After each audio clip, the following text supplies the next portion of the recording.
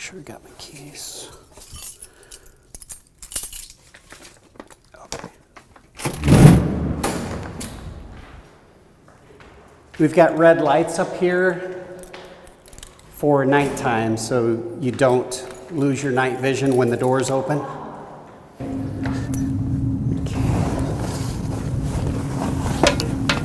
An eclipse happens in about the same spot within about 375 years. But this, we get 2 in 7 years. The odds of that, astronomical. The atmosphere around here has felt electric for like 2 years leading up to this, as everybody's realized what's coming. Having the NASA groups come into town, the high altitude balloon launches. We've done 2 practice high altitude balloon launches from the stadium this year. And that was awesome. But just the lead up to this has been great.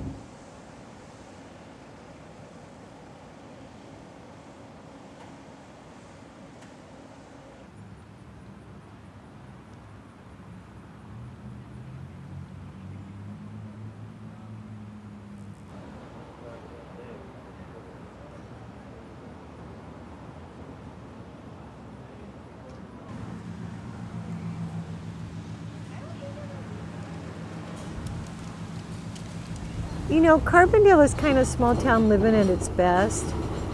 And so it's a very welcoming and inclusive community, and surprisingly culturally diverse, especially for Southern Illinois. You know, and then you got all these local yokels, which I totally adore. I mean, we moved here when I was 9 because my mama married a coal miner from Ziegler, and the local culture is awesome. I think people are often very surprised when they come to Southern Illinois, how beautiful it is. Probably a little more southern than they expected, especially if they're coming down from Chicago. We're the northernmost fingertips of, Dixie, down here. So I think people will be very pleasantly surprised. There are some people that are, I think, looking at it in rather negative ways, like, oh, all these people coming and all this and I just heard last night that they're allowing open alcohol, I guess, within a certain spot in the city, and there's already people that have trouble with that, I think, but I think that's fine, so. It's going to bring a lot of people to Carbondale that have never been here, so we're getting a lot of tourists and visitors. So I've been living here since 1972, and it's a college town, typical college town, and we're kind of in a sort of rural mining area, so I think in some ways some people will feel overwhelmed with this many people showing up, but we'll see. I think it'll be a blast. So I think that we are prepared for as much as we can prepare for. We're all planning for these numbers that we have been told, but you start doubting yourself after a while and you go, is it really happening? Are people really coming? The hotels haven't filled up like they said they would immediately, and then all of a sudden they're filled.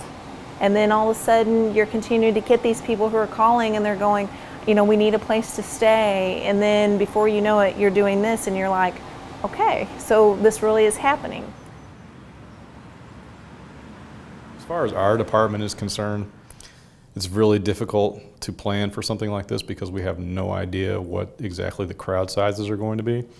All kinds of speculation and estimates out there of what they think, but no one really knows. And we have a lot of experience dealing with crowd situations, but not necessarily like a large-scale event like this. So, I mean, we're planning some contingencies from anything from like large traffic congestion to, having large, groups of people moving throughout the city and things like that. The other part of it, though, is, I guess, the vulnerability of some type of, some terrorist attack or something like that. So those are a lot of the things we've been talking about, too, so to make sure that we're constantly doing threat assessments on, what could be happening. But, again, don't want anything like that to happen, of course, but, I certainly have to talk about it and plan for it. So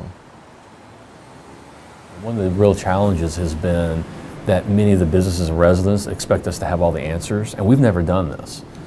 We've prepared for events, and we've prepared, we've responded to disasters and emergencies and things like that, but we've never done anything like this. for those of us that are planning it, it's been a challenge, it's been a lot of work. But I think the feedback I get from a lot of residents is they're really looking forward to how cool this is, that we're here. And I think that really in the context of how demoralized people have been for the last couple of years in particular with the state not having a budget. We're a university town that relies so heavily on SIU. The fact that we now have a budget, we just have a new chancellor, there's been kind of a collective sigh of relief. And I think that this event is a good thing to happen to Carbondale and the region, and I just hope it remains positive, a positive thing for people. Richard Gelderman at Western Kentucky University said the eclipse is not a science thing, it's a human thing. And that really sums it up best, I think. It is a human thing. Everybody can relate to the eclipse in some way.